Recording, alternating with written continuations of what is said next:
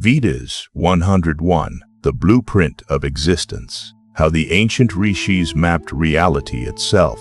Before there were sciences, before philosophies, before religions divided the world into beliefs and disbeliefs, there existed a way of seeing that did not rely on opinion or faith.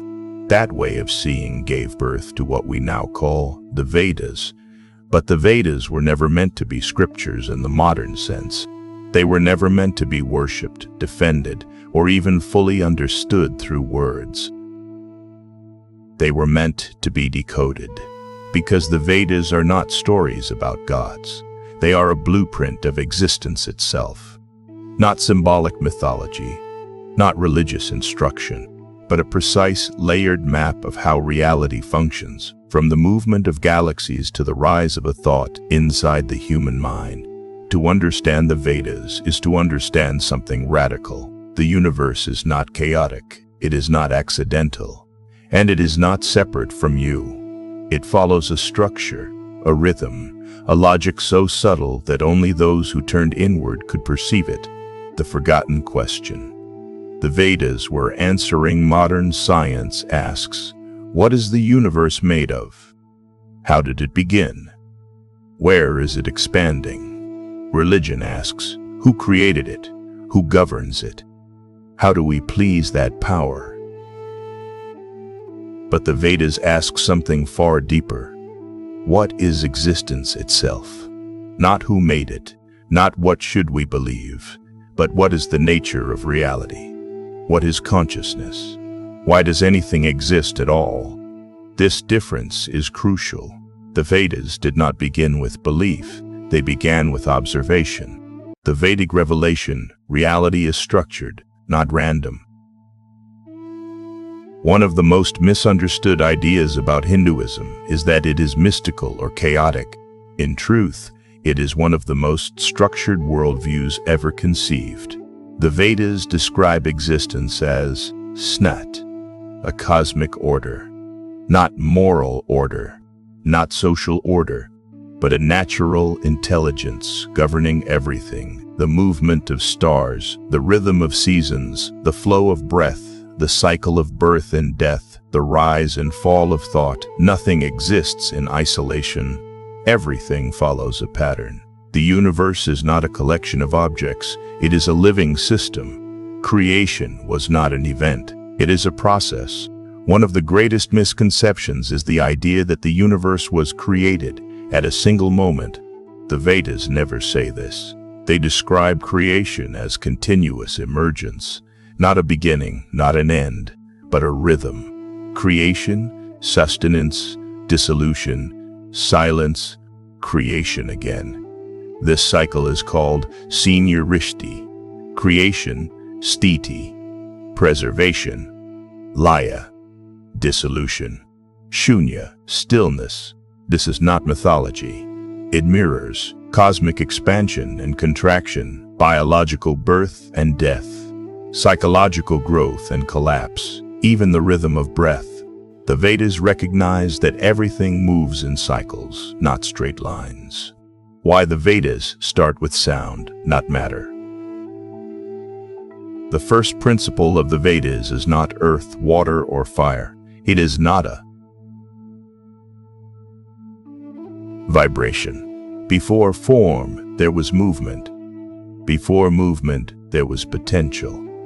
Before potential, there was awareness. This is why the Vedas say, Nada Brahma. The universe is sound, not sound as noise, but vibration as existence.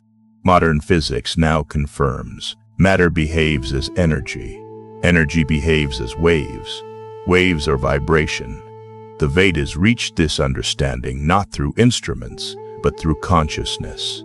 Om, the formula of existence. Om is not a religious chant. It is a sonic representation of reality structure. A, emergence. U, continuity. M, dissolution, silence. The unmanifest source. This is the entire universe encoded in sound. Birth, life, death, stillness. Even modern cosmology describes Big Bang expansion entropy void. The Vedas mapped this thousands of years earlier, not with equations, but with awareness. The human being as a microcosm of the universe. One of the most profound Vedic insights is this: whatever exists in the universe exists within you. The body is not separate from the cosmos, it is a smaller version of it. Your breath mirrors cosmic rhythm. Your thoughts mirror universal movement. Your consciousness mirrors cosmic awareness. This is why self-knowledge was considered the highest knowledge. To understand yourself was to understand existence. The mind, the most important tool in the universe. The Vedas identified the mind as the bridge between the physical and the cosmic. They broke it into components: manas, sensory processing; buddhi, intelligence and discernment; ahamkara, identity; chitta, memory and impression. This is not philosophy. It is psychological mapping. Modern psychology is still rediscovering what the Vedas described in experiential language. The mind was not meant to dominate. It was meant to be understood. Because when the mind is misunderstood, suffering arises. Why the Vedas never promised heaven. This is one of their most radical aspects. The Vedas never promised paradise. They never threatened eternal punishment. They never sold salvation. Why? Because they understood something profound. A confused mind will suffer in any world. A clear mind will find peace in any world. Heaven is not a location. It is a state of perception, and perception can be transformed here and now. The purpose of dharma, alignment, not obedience, dharma, is often mistaken as duty or morality. In the Vedic sense, dharma means to live in alignment with the nature of reality. A river's dharma is to flow. Fire's dharma is to burn. The mind's dharma is to be aware. When you act against your nature, suffering arises. When you act in harmony, peace emerges. This is not moral judgment, it is cosmic mechanics. Karma, the physics of consciousness. Karma is not punishment, it is not reward, it is consequence. Every action leaves an impression, every intention shapes perception. Every habit strengthens a pattern. Just as gravity responds to mass, karma responds to consciousness. The Vedas understood that. You don't suffer because you are bad. You suffer because you are unaware. Awareness changes karma, not prayer, not belief. Why meditation was central to Vedic life. Meditation was never about relaxation. It was about observation. To see thoughts arise, to see emotions form, to see identity dissolve. The more clearly one observed, the less power illusion had. Meditation was the laboratory, the mind was the experiment, awareness was the instrument. The ultimate discovery of the Vedas. After all exploration, all inquiry, all observation, the Vedas arrived at one realization. You are not the body, you are not the mind, you are the awareness observing both. This awareness is not personal. It has no shape, no name, no boundary. It is the same awareness, looking through every living being. This is why the Vedas say, Tat Tvamasi, you are that, not metaphorically, literally. Why this knowledge was never popular, because it offers no comfort to the ego. It dissolves identity. It challenges beliefs. It removes dependency. Most systems promise security.